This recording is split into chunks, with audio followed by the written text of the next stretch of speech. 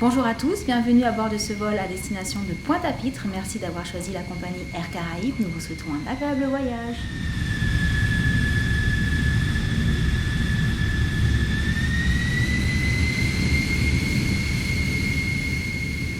Comme vous avez pu le voir, au mois de décembre, j'ai eu la chance d'être invitée à aller découvrir les endroits du tournage du film Minuscule 2. Et je voulais absolument vous publier cette vidéo maintenant parce que ça y est, le film est dans les salles. Si vous voulez aller le voir, c'est bon, vous pouvez y aller.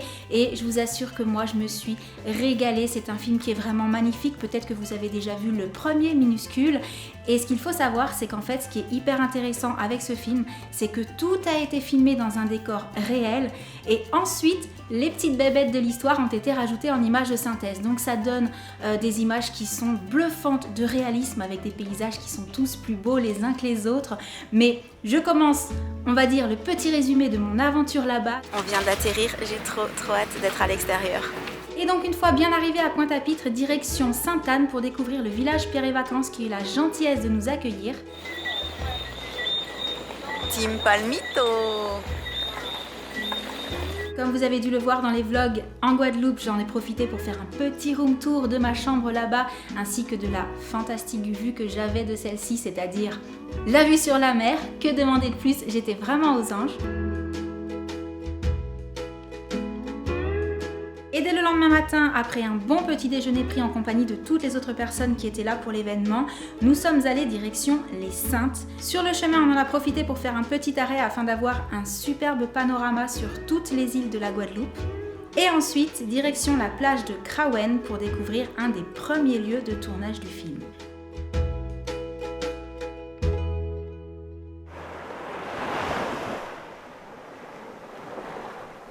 On en a profité pour faire un petit tour au village qui était vraiment super joli, plein de couleurs, typiquement le genre d'endroit dans lequel je me suis sentie super bien. Le lendemain, nous sommes allés cette fois-ci à Marie-Galante. Nous avons commencé par faire la visite de l'habitation du château Murat. J'en ai profité au passage pour vous montrer les magnifiques palmiers sur lesquels j'étais tombée, forcément. Je viens de tomber sur ces magnifiques palmiers, donc j'ai pas pu m'empêcher de les prendre en photo. Et ensuite, on nous a emmené visiter la distillerie la plus ancienne de l'île afin de nous montrer un petit peu comment on fabrique le rhum. Et pour celles qui le souhaitaient, il y avait des dégustations possibles. Le troisième jour de cette aventure, nous avons pu découvrir la fameuse cascade aux écrevisses. Voilà, sur la gauche, la fameuse cascade aux écrevisses.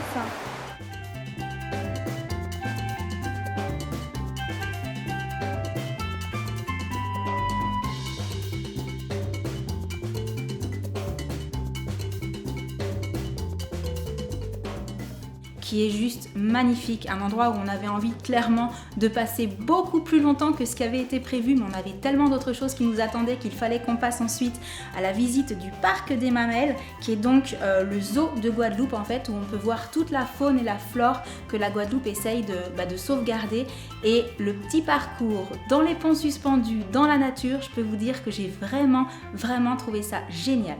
Le midi, nous sommes allés déjeuner au domaine de Vallombreuse, qui est un immense jardin, parc, je ne sais pas trop comment l'appeler, mais en fait on a commencé à aller se balader dedans et c'était tellement grand qu'on n'a pas pu faire la balade en entier. Et honnêtement, si jamais j'ai la chance d'y retourner, j'aimerais bien qu'on y aille tous ensemble avec Sam et les enfants parce que cet endroit était juste magnifique, le cadre vraiment superbe et en plus on a super bien mangé. Regardez le cadre que nous avons pour manger. Et pour finir la journée, nous sommes allés découvrir le parc archéologique des roches gravées. C'est un endroit où on voit justement, comme son nom l'indique, toutes les roches gravées. C'est quelque chose qui est plein d'histoire, qui est vraiment très joli à découvrir. Les premières roches gravées juste devant. Et en plus, en poussant la promenade un petit peu plus au fond du parc, nous avons eu la chance de voir le fameux grand et majestueux arbre aux chenilles qui a une place très importante dans l'histoire de Minuscule 2 et pareil devant cet arbre magnifique et l'explication de pourquoi celui-ci avait été choisi, honnêtement on s'est toutes régalées je pense, on a vraiment trouvé ça génial et je vais m'arrêter là puisque si vous souhaitez en savoir plus, je ne vais pas quand même tout vous révéler dans cette vidéo. Ce que je vous conseille c'est d'aller voir Minuscule 2 et si vous l'avez déjà vu, surtout n'hésitez pas à me dire dans les commentaires ce que vous en avez pensé. En tout cas, moi je me suis régalée, que ce soit sur place ou en voyant le film. J'en ai vraiment pris plein les yeux et je trouve que cette histoire est tellement jolie, avec des petites bébêtes qui sont tellement expressives et une histoire d'entraide, d'amour, voilà, qui est vraiment chouette. Dites-moi ce que vous en avez pensé, surtout n'hésitez pas. Et donc je vous laisse pour cette petite vidéo, j'espère qu'elle vous aura plu. Et en attendant la prochaine, je vous envoie plein de gros bisous et je vous dis à très bientôt. Ciao!